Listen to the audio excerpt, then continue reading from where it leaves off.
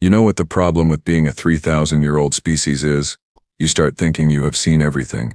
You start believing that wisdom comes with age, that superiority is measured in solar cycles survived, and that any species younger than your oldest buildings could not possibly teach you anything worth learning. I am Vornak, of the Xa'tharian Collective, and I was so very, very wrong. Let me take you back to the day. Everything changed. The day the humans came before the Galactic Council for the first time, begging, pleading for help like every other primitive species that stumbles into our domain seeking protection from forces they cannot comprehend. We had seen it 1,000 times before. Some backwater planet develops rudimentary faster than light travel, discovers they are not alone in the universe, and immediately realizes they are way out of their depth. Standard procedure. Really. Boring. Even. The council chamber on Xa'thari Prime was packed that day. Representatives from 47 different species filled the tiered seats, their various forms of communication creating a symphony of clicks, whistles, telepathic waves, and actual spoken language. The Horgathians had brought extra breathing apparatus. The crystalline Valtorians refracted light across the entire western wall. Even the notoriously absent Kilinar had sent a delegate, though nobody could quite see them. Typical Tuesday, as the humans would later teach me to say. Then the human delegation entered. They looked so small, so fragile, bipedal creatures standing barely 2 meters tall, covered in fabric instead of proper armor or exoskeletons. Their skin was this bizarre pinkish-brown color, without scales, without natural defenses, without even basic chitinous plating. They walked on 2 legs like several other species, but something about their gait suggested they were ready to fall over at any moment. The lead human was named Marcus Webb. I remember thinking his name sounded like a coughing fit. He approached the central platform with 3 others. There was Jennifer Park, their science officer, whose eyes darted around the chamber like a prey animal, assessing threats. David Kowalski, their military advisor, who stood with his hands clasped behind his back in what I later learned was a parade rest position. And finally, Amara Okonkwo, their diplomat, who actually smiled at the assembled council like we were old friends at a reunion. The audacity. Council Speaker Thraxus, a Molendarian with 17 eyes and a superiority complex to match, gestured for silence. His bulk shifted on the elevated seat reserved for whoever held that rotating position of power. This cycle, unfortunately, it was him.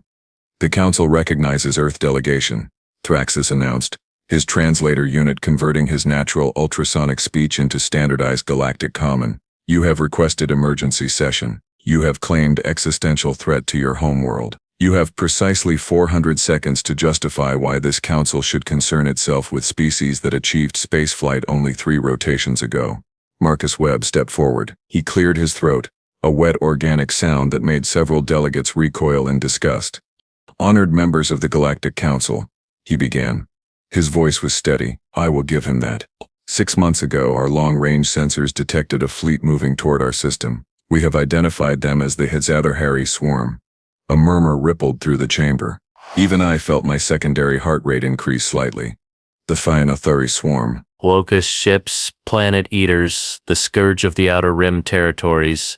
They had consumed 17 worlds in the past decade alone, stripping them of all resources before moving to the next system like an infection spreading through healthy tissue. We do not have the military capability to stop them, Marcus continued. Our weapons are primitive compared to yours. Our shields are barely functional. We have 4 billion people on Earth with no way to evacuate even a fraction of that population before the swarm arrives. We do not have the military capability to stop them, Marcus continued. We come before you asking, begging for help, for military support, for evacuation assistance, for anything you can provide. He paused. I could see his hands trembling slightly, though he kept his voice level. We are new to this galactic community. We know we have not earned your trust or your friendship, but we are asking anyway, because that is what desperate people do. We ask for help. The silence that followed could have suffocated stars. Then Councillor Breshka of the Torgalian Empire started laughing. It was a high-pitched chittering sound that her translator rendered as actual laughter, which made it somehow worse. Others joined in. The Vexorian delegate slapped his tentacles against his seat in amusement. Even stoic Councillor Yarvix allowed his mandibles to vibrate in what passed for Krillian humor. I did not laugh, but I also did not speak up, and that makes me just as guilty. Let me understand correctly. Thraxis said, his 17 eyes focusing on the human delegation with what I can only describe as contempt. Your species, which has been aware of galactic civilization for less time than it takes me to molt, wants us to deploy military resources to protect your single planet from the Xa'thari Swarm. The same swarm that has destroyed worlds with defenses 1,000 times more advanced than anything you possess. Yes, Marcus said simply. Do you have anything to offer in return? Another counselor called out. I think it was Miraxis of the Plintoid Confederacy. Technology? Resources? Strategic value? Jennifer Park stepped forward. Our planet has significant deposits of rare earth metals. We have begun developing quantum computing that might interest your research divisions. We have cultural archives, artistic achievements, scientific theories that could contribute to the galactic knowledge base. The laughter intensified. Rare earth metals, Thraxis repeated, as if tasting something bitter. Quantum computing in its infancy. Cultural archives from species less than 100,000 years old. This is what you offer in exchange for military intervention against existential threat. Marcus's jaw tightened. I could see it from where I sat, the way his facial muscles contracted. Humans are remarkably expressive creatures, I would learn. Their emotions play across their features like weather patterns on a gas giant. We offer our friendship, Amura said, speaking for the first time. Her voice carried across the chamber clearly, without hesitation. We offer alliance. We offer the promise that if we survive this, Earth will remember who helped us, and who did not. Oh, the arrogance of that statement. The sheer presumption that their memory, their opinion, their friendship could possibly matter to civilizations that had spanned galaxies before their ancestors had crawled out of primordial soup. A counselor Zephyra of the Androsian hegemony actually stood up. Her holographic form flickered with indignation. You come before this council with nothing but requests and vague promises of future gratitude. You expect us to risk our ships, our soldiers, our resources for a species that has contributed nothing to galactic civilization. We have not had the chance to contribute, David Kowalski said, his voice harder than his companions. We have been spacefaring for 3 years. 3 years. And in that time we have tried to learn your customs, follow your protocols, respect your laws. We are asking for the chance to continue existing so that maybe someday we can contribute something meaningful. Sentimentality. Thraxis pronounced the word like a diagnosis. The galaxy does not run on sentimentality. Human. It runs on power, on resources, on strategic value. Your planet has none of these things. The Xa'thari Swarm will arrive at your system in approximately 60 of your days. The Council suggests you use that time to evacuate whatever you consider most valuable, and find a new world to colonize.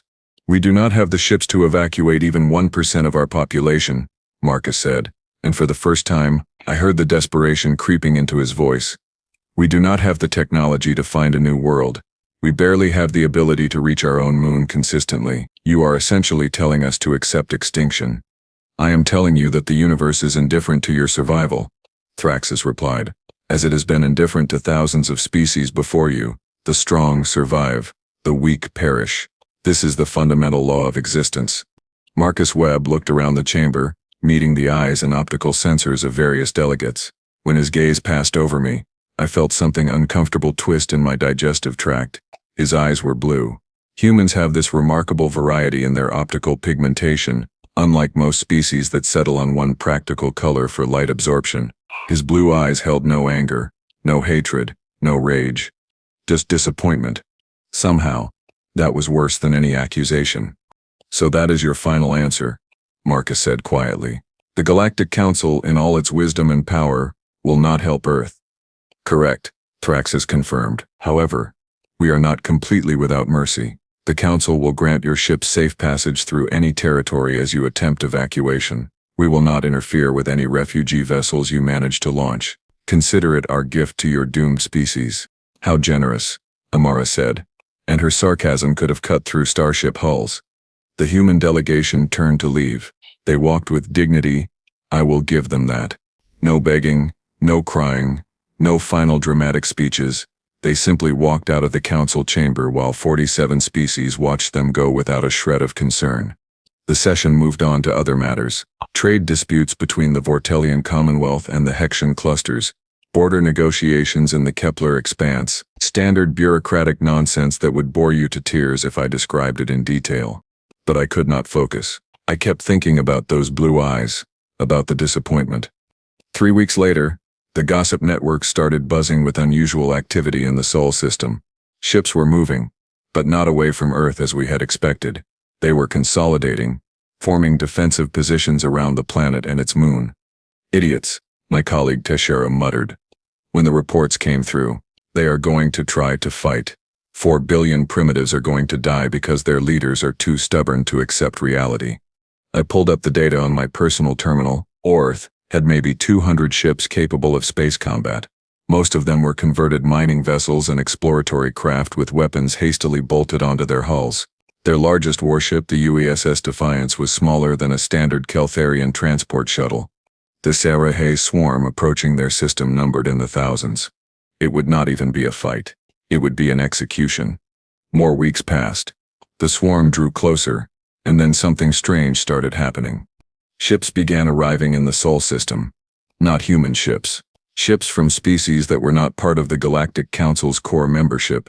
The Brechthon clan sent a dozen battle cruisers. The Independent Miners Guild from the Talos cluster sent whatever they could spare. Even some pirate factions showed up, though whether to help or scavenge was unclear.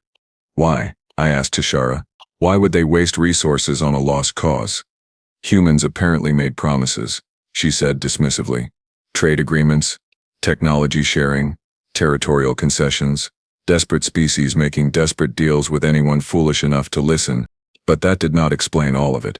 The Brechthon clans were not desperate. The Miners Guild had nothing to gain from a species about to be wiped out. Something else was happening, something I did not understand. The Xa'thari Swarm arrived exactly on schedule, 60 days after the humans had stood before the council, begging for help that never came. I pulled up the live feeds because I confess, morbid curiosity got the better of me. I wanted to see how quickly it would be over. When Council's kills quickly, it would be over. How long a primitive species could hold out against an unstoppable force. The feeds showed the swarm dropping out of faster-than-light travel at the edge of the Sol system. Thousands upon thousands of ships, their organic hulls pulsing with bioluminescence, their weapons already charging. They moved with the precision of a hive mind, which they essentially were. And waiting for them was the most ridiculous defensive line I had ever seen. 200 human ships supported by maybe 300 vessels from various minor factions, spread across the outer system in a formation that looked more like wishful thinking than actual military strategy. The swarm did not even slow down. They simply kept advancing, weapons firing, tearing through the defensive line like it was made of tissue paper. Ships exploded in brilliant fireballs. Hull breaches vented atmosphere and bodies into the void. The human vessels fought back with everything they had, their primitive kinetic weapons and early-generation energy shields barely making a dent. The Frikina Thentuita called in Neglis Turina thing. Sarad. It was a massacre. But here is the thing about massacres. Sometimes the side being massacred does not realize they are supposed to lose. I watched as the USS Defiance, their flagship, rammed directly into a swarm carrier 3 times its size. The collision destroyed both vessels instantly, but the explosion took out 5 more swarm ships in the blast radius. I watched as human pilots flew their damaged fighters directly into enemy weapon batteries, sacrificing themselves to create openings for their companions. I watched as the mining vessels turned their industrial equipment into improvised weapons, using gravity tethers to drag swarm ships into crossfire, using drilling lasers to punch through organic hulls. They were losing. Absolutely. For every swarm ship destroyed, they lost 3 of their own. But they kept fighting. They did not retreat. They did not surrender. They just kept fighting with a ferocity that bordered on insanity. Fools, Teixeira muttered beside me. Dying for nothing. But I was not so sure it was nothing. The battle raged for 6 hours. By the end, every single human military vessel was gone. The Allied ships had mostly retreated or been destroyed. The swarm had lost maybe 20% of their fleet, which was surprisingly high casualties for them, but still left them with more than enough force to complete their mission. The swarm advanced toward Earth itself, preparing for orbital bombardment and surface harvesting. And then something happened that I still do not fully understand. The moon exploded. Not literally, but close enough. Turned out the humans had been hiding weapons installations all over Luna's surface, camouflaged and powered down to avoid detection. Railguns the size of skyscrapers, missile batteries with nuclear payloads, energy weapons reverse-engineered from crashed alien tech and held together with what the humans called duct tape and prayers. Every single one of them fired at once. The swarm's forward elements simply ceased to exist. Thousands of kinetic projectiles moving at relativistic speeds turned the first wave of attackers into expanding clouds of organic debris. Nuclear explosions lit up the darkness like new stars being born. Ceres, the swarm's forward elements simply ceased to exist. Thousands of kinetic projectiles moving at relativistic speeds turned the first wave of attackers into expanding clouds of organic debris. Nuclear explosions lit up the darkness like new stars being born. Energy beams carved through ship after ship, overwhelming their biological shielding through sheer sustained output. And from Earth itself, more weapons fired. The humans had apparently decided that if they were going to die, they were taking as many enemies with them as possible. They had militarized their entire planet in 60 days. The swarm hesitated. For the first time in recorded history, the Xa'thari Swarm actually stopped advancing and reassessed the situation. That hesitation cost them. Because, while all this was happening, while everyone was watching the battle at Earth, something else had been going on. I would not learn about it until later, but apparently Marcus Webb had not spent those 60 days just preparing defenses. He had spent them sending messages, not to the Galactic Council, not to the major powers who had refused to help. He sent messages to every single minor species, every independent faction, every pirate group, every mercenary company, every outcast civilization that had ever been ignored or dismissed by the Council. And his message was simple. Help us, and when this is over, we will never forget. We will never abandon you the way they abandoned us. We will build something better. And they came. Not because humans could offer them wealth or power, not because of strategic value or political advantage. They came because someone had finally asked them to matter, had finally suggested they could make a difference. Ships began dropping out of faster-than-light travel all around the Sol system, hundreds of them. Then thousands. Species I had never even heard of. Flying ships held together with spare parts and determination. The Xa'thari tribes from the Antares sector. The shattered remnant of the Polaxis Empire. The wandering fleets that never stayed in one place long enough to be formally catalogued. They fell upon the Xa'thari Swarm like avenging angels. And the swarm, caught between Earth's surprisingly fierce defenses and this massive unexpected fleet, began to die. Oneras had in my quarters on Xantaris Prime, watching the feeds in stunned silence as the impossible happened before my eyes. The Xa'thari Swarm, unstoppable force of nature, scourge of the Outer Rim, was being pushed back. No, not pushed back, destroyed. The battle lasted another 12 hours. When it was over, the swarm was broken, not just defeated, but effectively eliminated as a threat. The few ships that escaped jumped randomly into faster-than-light travel, fleeing in any direction that was not toward that blue-green planet and its insane inhabitants. Earth survived. And Marcus Webb sent one final message to the Galactic Council. I was there when Thraxis played it for the assembled delegates. Marcus appeared on the holographic display, standing in what looked like a command center. His uniform was torn and bloody. Burn marks covered one side of his face. He looked exhausted and triumphant in equal measure. Council Speaker Thraxis, Marcus said, his blue eyes boring into the camera. Thank you for your consideration of our request for aid. We understand that Earth did not meet your standards for intervention. We understand that our species lacks strategic value in your eyes. We understand that you believed our extinction was inevitable and not worth preventing. He paused and something like a smile crossed his damaged face. We wanted to inform you that the Xa'thari Swarm has been eliminated. Earth remains, and we did not do it alone. We were helped by dozens of species that you never bothered to acknowledge, by civilizations you deemed too small to matter, by people you forgot existed. Together we accomplished what you said was impossible. Another pause. The smile faded, replaced by something harder. We are forming a new alliance. The Coalition of Free Worlds, we are calling it. Membership is open to any species that wants to join, regardless of their size, their technology level, or their strategic value. The only requirement is that we help each other, always, no matter what. Marcus leaned forward slightly. The Galactic Council taught us an important lesson. You taught us that the old powers of this galaxy cannot be trusted. That when crisis comes, we are on our own, so we are building something new, something better. And if you ever need our help in the future, well, we will give your request all the consideration you gave ours. The message ended. The council chamber erupted in chaos, delegates shouting over each other, demanding responses, calling for sanctions, threatening military action. Thraxus tried to restore order, but nobody was listening. I sat quietly in my seat, feeling something I had not felt in 3,000 years. Shame. The humans had been in our presence for less than 400 seconds. They had asked for help with genuine desperation, and we had mocked them. We had dismissed them. We had watched them walk out of that chamber expecting to die, and we had felt nothing but superiority and indifference. And somehow, impossibly, they had survived. Olthan survived. They had exposed every weakness in the system we had built, every failure in the civilization we claimed was supreme. I pulled up information on the coalition of free worlds that Marcus had mentioned. Already dozens of species were signing on, then hundreds. Within weeks it would be thousands. All the minor powers, all the overlooked civilizations, all the species that had been sitting in the galactic shadows watching us and waiting for anyone to offer them something better than contempt. The humans had given them hope, and that, I was beginning to understand, was far more powerful than weapons or resources or strategic value. This is where part 1 ends because honestly, the real story was just beginning. The Galactic Council had no idea what they had created when they dismissed Earth's plea. They had no idea that those small, fragile bipedal creatures would become the spark that ignited a revolution across the stars. But they were about to find out.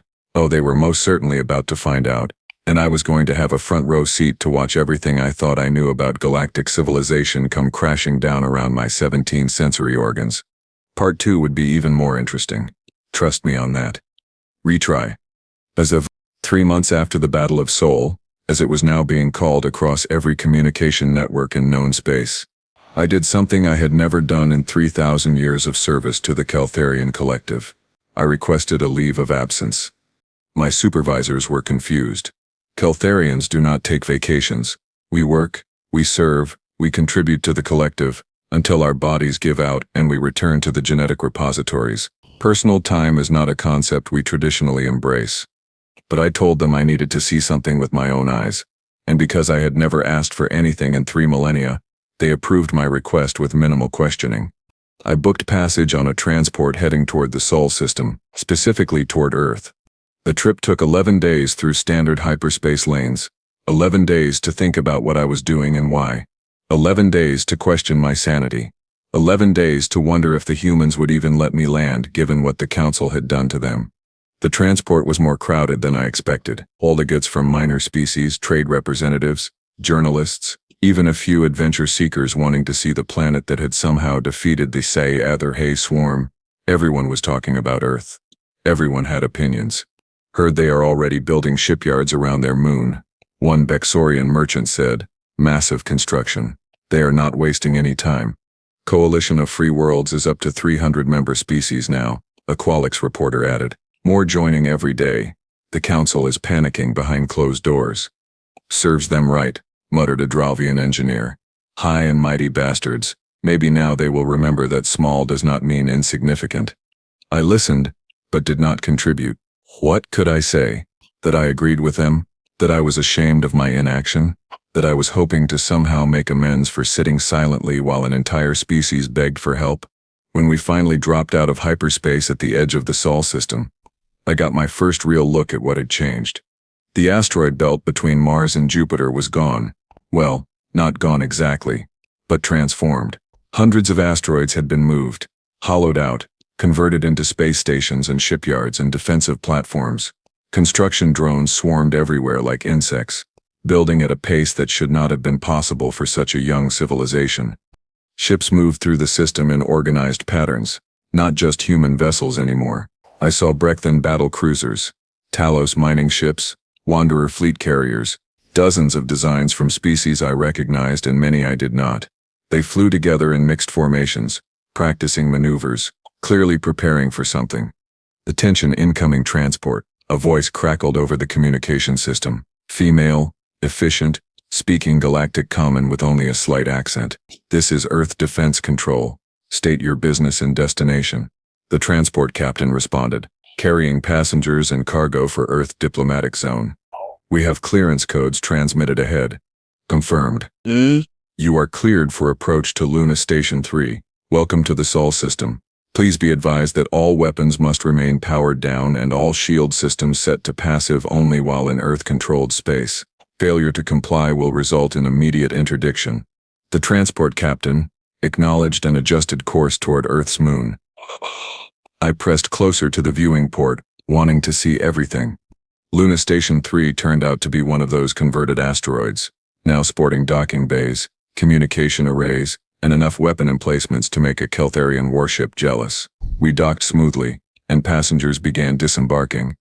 I had sent ahead a message requesting a meeting with anyone from the original delegation that had come before the council. I expected to be ignored or told to wait weeks for an appointment. Instead, I received a response within hours. Marcus Webb himself would meet with me the following day. I spent that night in a small quarters module on Luna Station 3, barely sleeping, running through what I wanted to say. Apologies seemed inadequate. Explanations seemed like excuses. In the end, I decided to simply tell the truth and accept whatever response came. The meeting location was in the administrative section of the station, a conference room with walls made of actual transparent aluminum, overlooking Earth below. The planet hung in space like a jewel, blue and white and green, so vibrant compared to most worlds I had visited. Marcus Webb entered exactly on time. He looked better than in that final message to the council. The burns had healed, though scars remained. He wore a simple uniform without excessive decoration. His blue eyes studied me with an intensity that made my secondary heart skip rhythms. "Counselor Vornak," he said, extending his hand in the human greeting gesture. "Thank you for coming all this way." I awkwardly attempted to return the handshake, my 3-fingered appendage gripping his 5-fingered hand. "And thank you for agreeing to meet with me. I was not certain you would." "Why would I not?" Marcus gestured to chairs around a conference table. "You want to talk? So we talk. That is how civilizations grow, through communication." We sat. I noticed he positioned himself with Earth visible over his shoulder, perhaps unconsciously reminding me of what was at stake during this conversation. "I came to apologize," I said directly, "because there was no point in delaying, for my silence during your presentation to the council, for not speaking up when Thraxus mocked your request for aid, for allowing you to leave that chamber believing that your entire species would die alone and forgotten." Marcus studied me for a long moment. "You were not the one laughing." "No," I agreed, "but I was not helping either." Silence in the face of cruelty is its own form of cruelty. I have had 3 months to think about that. "So you came here seeking absolution," Marcus said. It was not a question. "I came here seeking to understand," I replied, "how you survived, how you brought together so many species, how you accomplished what every analysis said was impossible, and perhaps, yes, seeking to make amends in whatever way you find acceptable." Marcus leaned back in his chair. "You want to know our secret? You want to know how a primitive species with barely functional weapons defeated the unstoppable swarm? Yes. We cheated," Marcus said with a slight smile. Huh. "We did not play by the rules everyone expected. See, the Galactic Council operates on a specific philosophy. Huh. Power respects power. Resources attract resources. Strategic value determines worth. It is very logical, very rational, very cold." He stood and walked to the transparent wall, looking down at Earth. "Humans are not particularly logical. We are emotional creatures. We make decisions based on feelings as much as facts, and when we feel something strongly enough, when we believe something deeply enough, we can accomplish ridiculous things. But emotions do not win battles," I said. "Weapons do. Ships do. Technology does." "You are right," Marcus agreed. "And we had none of those things, so instead we offered something else. We offered meaning, purpose, the chance to be part of something bigger than survival." He turned back to face me. "Every species in this galaxy has been told their value is measured in resources and military strength. The big civilizations, the old empires, they have that in abundance. Everyone else just tries to survive, tries to stay small enough to avoid attention, tries to be useful enough to not be conquered. There is no purpose in that, just existence." I felt understanding beginning to dawn. "When we sent out those messages," Marcus continued, "we did not promise wealth or power. We promised something better. We promised that if we survived, we would build a civilization where every species mattered, where size and age and technological level did not determine worth, where helping each other was not transactional, but fundamental." "That is idealistic to the point of foolishness," I said quietly. "Maybe," Marcus agreed. But thousands of ships showed up to fight for that foolish ideal. Species that had nothing to gain except the knowledge that they had helped someone who needed it. And together, impossibly, we won. He returned to his seat. The coalition of free worlds is not about competing with the Galactic Council. It is about building an alternative. A place where the small and weak and overlooked can find community and purpose and mutual defense. We do not require members to surrender sovereignty or pay tribute or meet arbitrary standards. We just ask that when someone needs help, you show up. That system will not last, I said, though I was not certain I believed it anymore. Eventually someone will exploit it. Someone will take advantage of that generosity. Probably, Marcus admitted. Humans are not naive. We know there will be challenges, betrayals, setbacks, but we would rather build something imperfect that tries to be better than accept something perfect that treats most of the galaxy like disposable resources. Silence fell between us. I processed what he had said, turning it over in my mind, examining it from every angle I could conceptualize. The Council is afraid of you, I said finally. They will not admit it publicly, but I have seen the internal communications. They view the coalition as a threat to galactic stability.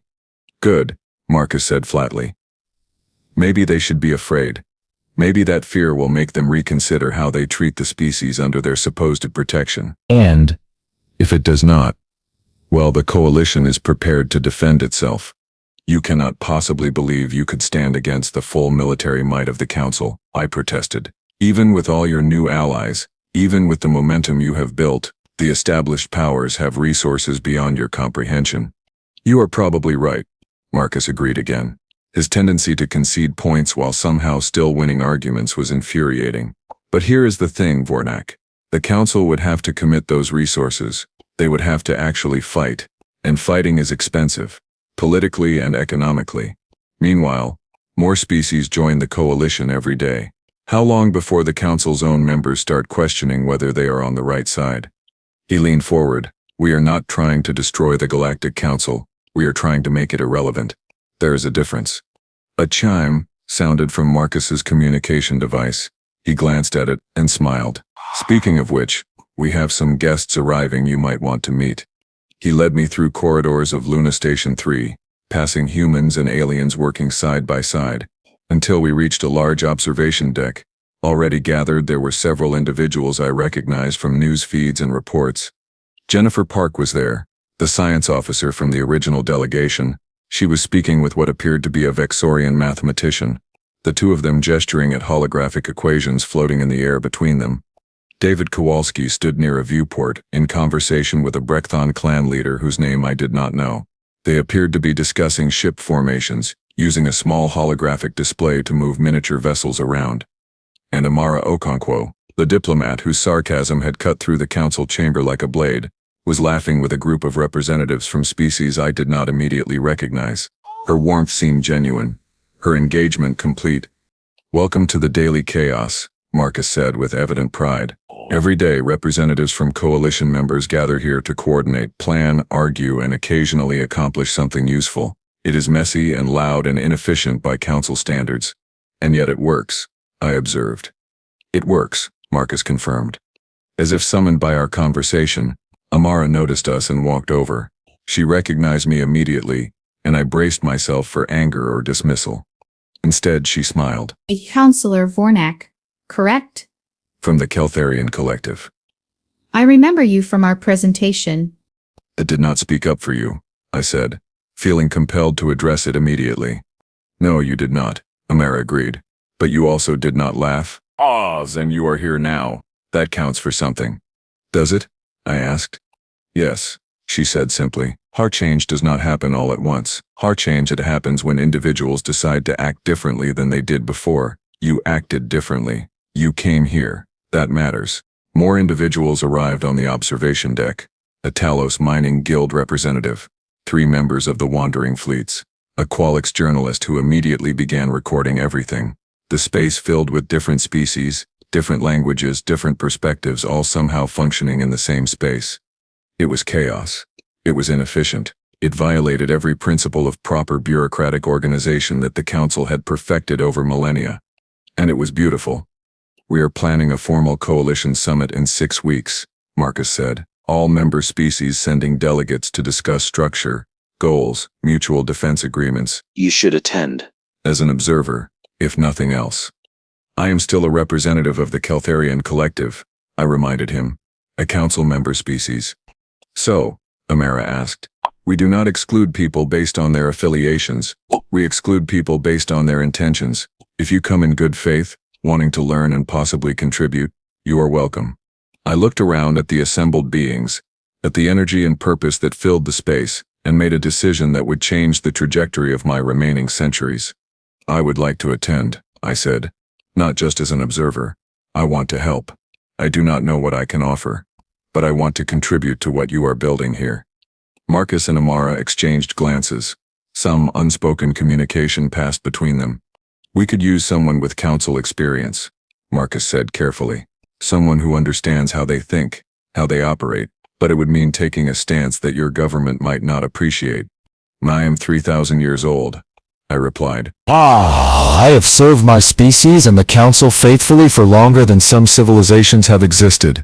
And in all that time, I never once felt like I was part of something meaningful, something that mattered beyond maintaining the status quo. If this costs me my position, so be it. Amara's smile widened. Then welcome to the Coalition of Free Worlds, Vornak. Fair warning, we work you hard, argue constantly, and the cafeteria food is questionable at best. I can endure questionable food, I said, surprised to discover I was capable of humor. The following weeks were a blur of activity. I attended meetings, contributed what knowledge I could about council procedures, learned more about human culture and the cultures of dozens of other species than I had absorbed in millennia of formal diplomatic service. The coalition was growing faster than anyone had predicted. 500 member species, well then, 700. Small civilizations, independent colonies, even a few groups that had split off from larger empires seeking something different. And the council was indeed panicking. Though they hid it behind formal statements and procedural objections, they issued warnings about the dangers of unauthorized alliances. They threatened sanctions against species that joined the coalition. They even sent a delegation to Earth, demanding that humans dismantle what they called an illegal military organization. Marcus met with that delegation. I was present for the conversation, though. I stayed in the background. The council representatives, led by Councillor Xa'thari of the Androsian hegemony, laid out their demands with all the authority of an empire that had never been seriously challenged. Marcus listened politely. Then he responded with a single question. What are you going to do if we refuse? Xa'thari stared at him. Excuse me. I asked. What you are going to do, Marcus repeated calmly. If we refuse to dismantle the coalition, if we continue building this alliance, what specific action will the council take? Will you impose sanctions on 700 species simultaneously? Will you threaten military action against a defensive pact specifically designed to resist exactly that kind of aggression? Will you attempt to isolate us diplomatically when new species are joining us every single day because they are tired of being isolated by you? The silence that followed was profound. You cannot simply ignore council authority, Sarah finally said, but her voice lacked its earlier certainty. We are not ignoring you, Marcus replied. We are presenting an alternative. If your system is truly superior, if your civilization is truly as advanced and beneficial as you claim, then species will choose you over us. But if they do not, if they keep joining the coalition instead, maybe that should tell you something about the system you have built. The council delegation left without achieving anything. Within days, 3 more species applied for coalition membership. The summit that Marcus had mentioned took place on Earth itself. Delegates from over 800 species gathered in a massive convention center in a city called Geneva. I learned that humans had once used this location for international diplomacy back when they were confined to a single planet. The symbolism was not lost on anyone.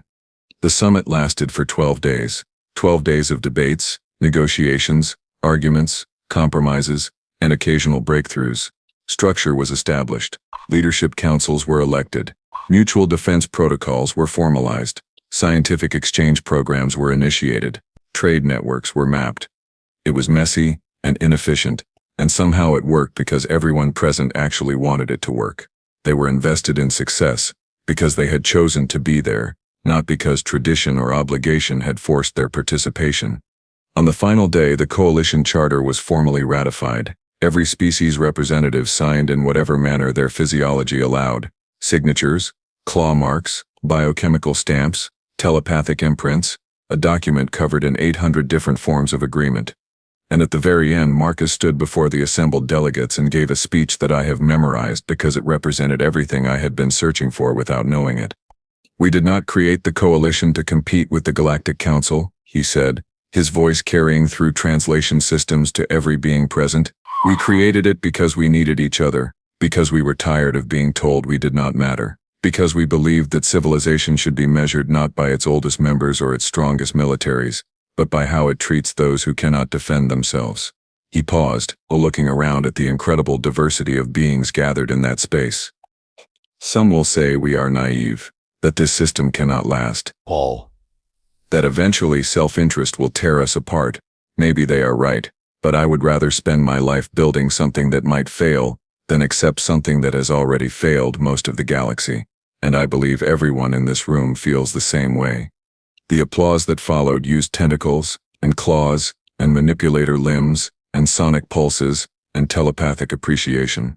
It was cacophony. It was beautiful. I stood there, a 3,000-year-old being from a species that prided itself on logic and efficiency, and felt something I had not experienced in longer than I could remember. The hope. The coalition of free worlds was not perfect. It faced challenges immediately.